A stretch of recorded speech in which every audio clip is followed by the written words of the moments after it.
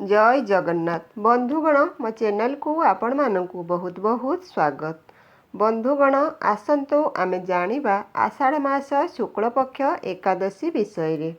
एही एकादशी को काहेकि श्रेष्ठ बोली कुहा जाए, एही एकादशी रा कौन रहिछि विशेषत्व एवं एही एकादशी आमे केबे पालन करिबा, जुलाई मास 5 तारिख ना 6 तारिख रे पालन करा जिवो, एही सबु जानिबा पई भिडियोटी को शेष जाए देखंतु।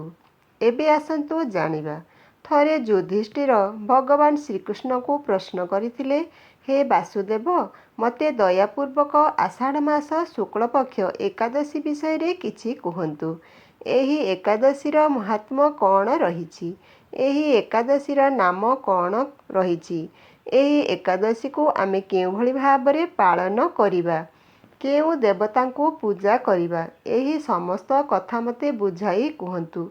एहा परे युधिष्ठिरଙ୍କ कथार उत्तर देबाकू जाई भगवान श्रीहरि कहिछंती, एही एकादशीर नाम देवशयनी एकादशी।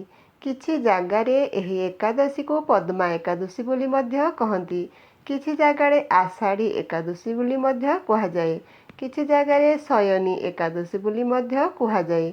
कारण भगवान एही एकादशी ठारू शयन रे जाती बा सोई रहंती।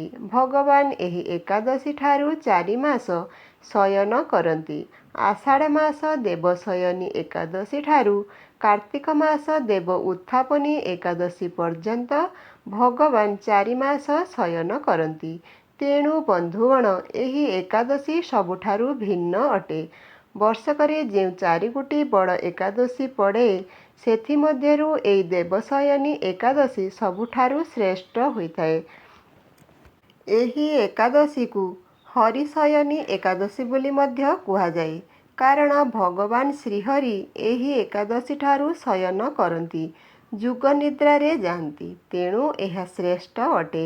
एही एकादशी दिन आम ओडिशार मौड़मणि स्वयं जगतरनाथ जगन्नाथ, भाई बलभद्र, भौणी सुभद्रा देवी एक स्वतंत्र बेशरे दर्शन देइथांती। ताहा हेउछि सुनाबेश। श्रीजीव माने सुना गहणारे विमंडित होई भक्तंकु सुनाबेशरे दर्शन दियंती। आउ एही बेश को देखिबा पई भक्त मानंका काहे केते दूररू धाई आसंती। आउ बड़दाण्ड जनसमागम होई जाए।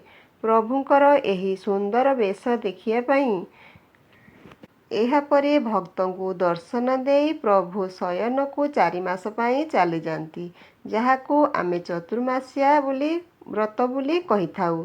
एही 4 मास प्रभु शयन निद्रा रे रुहंती। तेणु एई 4 मास कौनसी मांगलिक कार्य भी करा जाए नहीं। एबे आसंतु जानिबा एही एकादशी रे आमे केउ देवतांकु पूजा करिबा। जेमिति कुहा जाए रथरे बाम देवतांकु पूजा करा जाए, सेमिति एही देवशयनी एकादशी रे आमे भगवान विष्णुंकर पंचम अवतार बामन अवतार रूप को पूजा करा जाई थाए। एही बामन रूप को पूजा कले बहुत मंगल होइथाए, समस्त पाप क्षय होइथाए, समस्त रोग व्याधि दूर होइथाए। तेणु जेउ माने भी नुआ करी व्रत आरंभ करिबाकू चाहुथिबे सेमाने भी एही हरिशयनी एकादशी ठारू करिपारिबे। एही व्रत को आपण केमिति करिवे, आपण माने एही एकादशी व्रत को दशमी तिथिरु आरंभ करी द्वादशी तिथि पर्यंत पालन करिवे। जेमिति दशमी दिन आपण शुद्धपुत होई गोटाए बकत अरुआ खाइबे, बिना पियाज रसुण रे नीति नियम रे रहिबे। एकादशी दिन किछि न खाइले भल, किंतु जेउ माने उपास रही पारती नाही सेमाने शरबत पी पारिबे, नहले फलमूल खाई करि पारिबे। द्वादशी दिन सेमिति शाकाहारी भोजन करिवे, अरुआ खाइबे। एमिति कले आपणकर एकादशीर पुण्य फल प्राप्त हेबो। एबे जानिबा केउ दिन एही व्रत करिबा। पांजी अनुसारे एही व्रत जुलाई मास 5 तारिख संध्या 6:58 रु आरंभ होई जुलाई मास 6 तारिख रात्र 9:14 पर्यंत एकादशीर व्रत समय रहुअछि। तेणुकरी आपण माने जुलाई मास 6 तारिख दिन एही देवशयनी एकादशी व्रत पालन करि पारिबे। ବନ୍ଧୁଗଣ କହିବାରେ କିଛି ଭୁଲ ଥିଲେ କ୍ଷମା କରିବେ। ଭିଡ଼ିଓ ଭଲ ଲାଗିଥିଲେ ଚ୍ୟାନେଲକୁ ଲାଇକ୍ ସବସ୍କ୍ରାଇବ୍ କରିବାକୁ ଭୁଲିବେ ନାହିଁ। କମେଣ୍ଟରେ ଜୟ ଜଗନ୍ନାଥ ବୋଲି ଅବଶ୍ୟ ଲେଖିଦେବେ। ପ୍ରଭୁ ଜଗତର ନାଥ ଜଗନ୍ନାଥ ଆପଣ ସମସ୍ତଙ୍କର ମଙ୍ଗଳ କରନ୍ତୁ। ଜୟ ଜଗନ୍ନାଥ।